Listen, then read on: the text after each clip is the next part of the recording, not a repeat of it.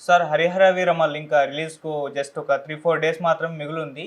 అయితే గత 4 రోజుల నుంచి కూడా ఈ సినిమా గురించి టాక్ చూస్తుంటే సార్ ఇండస్ట్రీలోనే కాస్త నెగెటివ్ టాక్ స్ప్రెడ్ చేసే ప్రయత్నం చేస్తున్నట్టుగా కనిపిస్తుంది. అంటే రిలీజ్ ఈవెంట్‌కి ఎవరు రావట్లేదు, రిలీజ్ అయిన సాంగ్స్ అంత గొప్పగా లేవు అని ఈ టాక్ స్ప్రెడ్ చేయడం మనం చూస్తూ ఉన్నాం. సో అసలేం జరుగుతుంది 'హరిహర వీరమల్లు' విషయంలో? మరి సినిమా పైనైతే అటు ఏఎం రత్నం గారు భారీ హోప్సే పెట్టుకున్నారు. అండ్ ప్రమోషనల్ యాక్టివిటీస్ కూడా పెద్దగా చేయట్లేదని కూడా చెప్తున్నారు.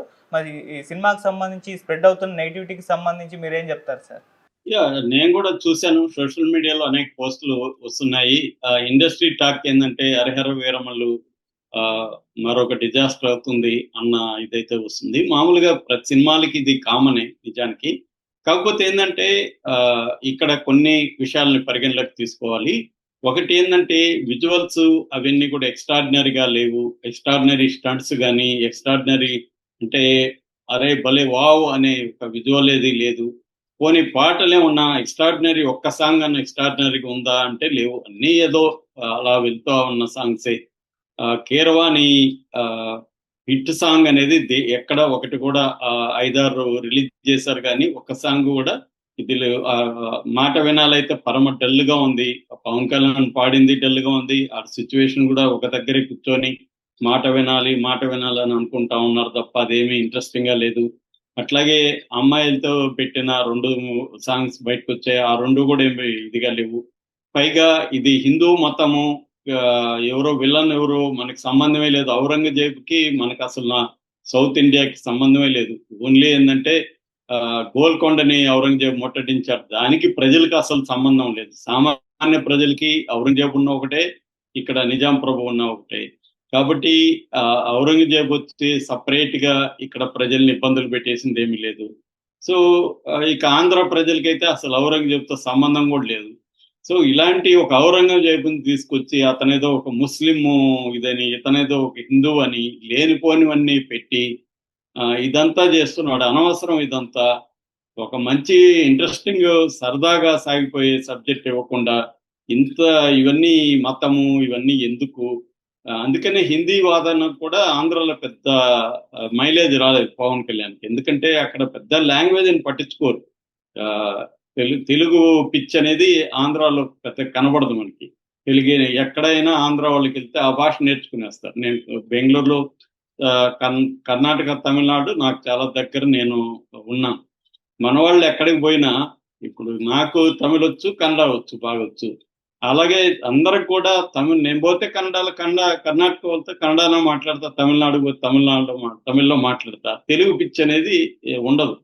అందువల్ల భాషా రాజకీయాలు ఆంధ్రప్రదేశ్‌లో పవన్ కళ్యాణ్ తేవడం కూడా ఇబ్బంది. అలాగే మతాన్ని దీంట్లోకి తీసుకురావడం కూడా ఈవెన్ ఫ్యాన్స్‌కి కూడా నచ్చల. అందుకనే మీరు ఫ్యాన్స్ కామెంట్‌లు గాని చూస్తే మేమెక్కువగా 'ఓజీ' కోసం వెయిట్ చేస్తున్నాం అని పెడుతున్నారు. అంటే 'ఓజీ' ఇచ్చే ఎక్సైట్‌మెంటు ఫ్యాన్స్‌కి కూడా ఈ 'హరిహర వీరమల్లు' ఇవ్వట్లేదు. ఇక రీసెంట్‌గా విడుదలైన ఆహ్, మేకింగ్ వీడియో 2 నిమిషాల ప్లస్ ఏదో ఉంది. దాంట్లో చూస్తే ఒక్క షాట్‌లో గూడా క్రిష్ లేడు. యాక్చువల్‌గా స్క్రిప్ట్ గాని, దీన్ని డిజైన్ చేసింది గాని, మొత్తం క్రిషే. అలాంటిది ఈవెన్ జ్యోతికృష్ణ గూడా జెప్పాడు. మంచి పునాదేసిచ్చాడు నాకు క్రిష్ అని. అలాంటి క్రిష్‌ని పేరు గూడా ఏదో చివర్లో పేరేశారు గానీ, అతని ఒక్క షాట్ గూడా లేదు. నిజానికని క్రిష్‌ని గాని పబ్లిసిటీలోకి దించుంటే, క్రిష్ ఆహ్, కొంత హైప్ క్రియేట్ చేసుండేవాడు. కాకపోతే ఏమైందంటే అసలు మేకింగ్‌లో క్రిష్ బయటెళ్ళకపోవడానికే కారణం పవన్ కళ్యాణ్ తలదూరుస్తున్నాడనే వార్తలు వైరల్ అయ్యాయి. స్క్రిప్ట్‌లో తలదూర్చి మత రాజకీయాలను తీసుకొచ్చాడు. ఇది మతానికి సంబంధం లేదు. ఒక బందిపోటు బందిపోటు హిందూ మతంతో ఎందుకు ఐడెంటిఫై అయినాడు? అదంతా అబద్ధం. అట్లాంటి హిందూ మతంతో ఐడెంటిఫై అయిన బందిపోట్లు ఎవరు ఆ పీరియడ్‌లో తెలంగాణలో లేరు. ఎందుకంటే 1707లో ఔరంగజేబు చనిపోతాడు. సో, 17వ శతాబ్దం చివరి, 18వ శతాబ్దం అర్లీ పీరియడ్‌లో జరిగిన కథ ఇది. సో, ఆ పీరియడ్‌లో హిందూ, ముస్లిం అనే గొడవ ఇక్కడ స్టార్ట్ కాలేదు. దాన్ని కన్విన్సింగ్ ఉండాలి కదా! ఏది చెప్పినా. హిస్టారిక్ ఫిక్షన్ అనేది చేయొచ్చు. హిస్టరీని, ఫిక్షన్ మిక్స్ చేసి చేయడం అనేది అనేక ఆహ్, మంది చేశారది. చేస్తూనే ఉంటారు. హిస్టారిక్ ఫిక్షన్ అనేది చేయొచ్చు. కానీ అది కన్విన్సింగ్ గా అనిపించాలి కదా, అట్లాంటిది కన్విన్సింగ్ అనిపించకుండా ఫోర్స్డ్ గా తనకి ఇప్పుడు సనాతన ధర్మం ఈ మధ్య ఆయన నెత్తికెత్తుకున్నాడు కాబట్టి దాన్ని ఇక్కడ పెట్టాలని ట్రై చేయడం అనేది వర్కౌట్ అవ్వలేదు అనేది చెప్తున్నారు. సో అందుకనే జ్యోతికృష్ణనే హైలైట్ చేశారు. జ్యోతికృష్ణ విపరీతంగా ప్రతి దాంట్లో జ్యోతికృష్ణ ఉన్నాడు ఆ మేకింగ్ లో తప్ప ఎక్కడా కూడా పవన్ కళ్యాణ్ కూడా గొప్పగా హైలైట్ చేయలేదు. ఇటు కృష్ణ అయితే అసలు పక్కన పెట్టేశారు. ఈ విషయాలన్నీ చూస్తే ఈ సినిమా ఇది లేదు. అట్లాగే బిజినెస్ కూడా ఓన్ రిలీజెస్ ఎక్కువ జరుగుతున్నాయి, మంచి రేట్ తో ఎగ్జైట్మెంట్ తో కొనట్లేదు ఎవరు. అది కూడా ఎప్పుడైనా ట్రేడ్ ఎగ్జైట్ అవుతుందా లేదనేది కూడా ఒక గీట్రాయ్ అనమాట ఒక సినిమాకి. సో అది కూడా ఏం కనబడలేదు. తర్వాత ఇప్పుడు రేపు జరగబోయే ప్రీ రిలీజ్ ఈవెంట్లో కూడా ఎగ్జైటింగ్ గెస్ట్ ఎవరు లేరు. మామూలుగా సినిమాటోగ్రఫీ మినిస్టర్ అక్కడ దుర్గేష్, ఇక్కడ కోమటిరెడ్డి వెంకటరెడ్డి వస్తున్నారు.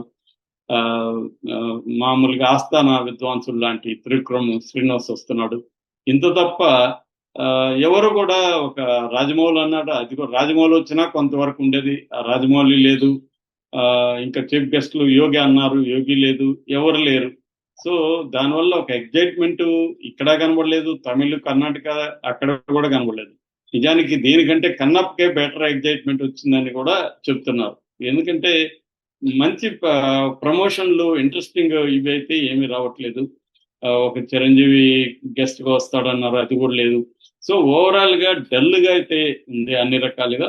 కాబట్టి ఇది నెగిటివ్ గానే స్ప్రెడ్ అవుతుంది టాక్, పాజిటివ్ గా అయితే స్ప్రెడ్ అవ్వట్లేదు.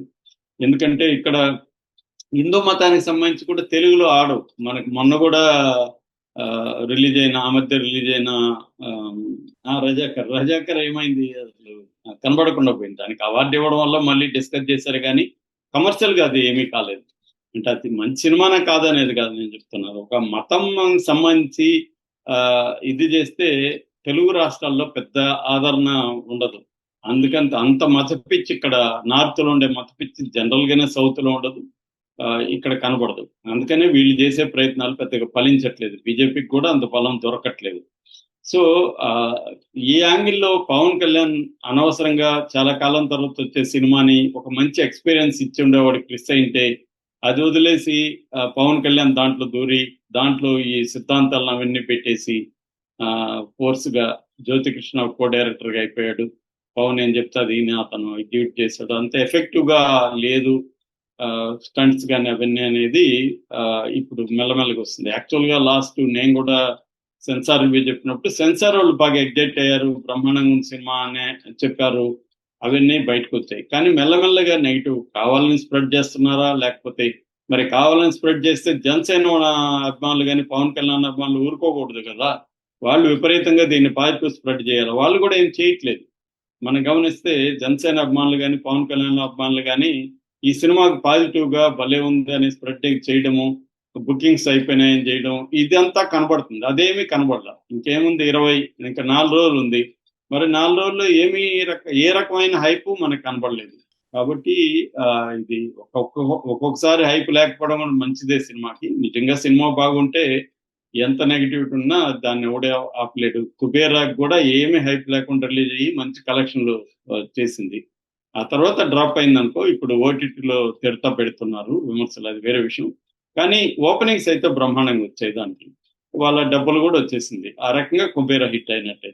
సో అలాగా ఇది ఒక్కొక్కసారి దీనికి హైప్ లేకపోతే మంచిదే కూడా జరగచ్చు. ఎందుకంటే సినిమాలో దమ్ముండి సినిమా ఇంట్రెస్టింగ్ గా కానీ ఉంటే ఖచ్చితంగా హిట్ అవుతుంది. కానీ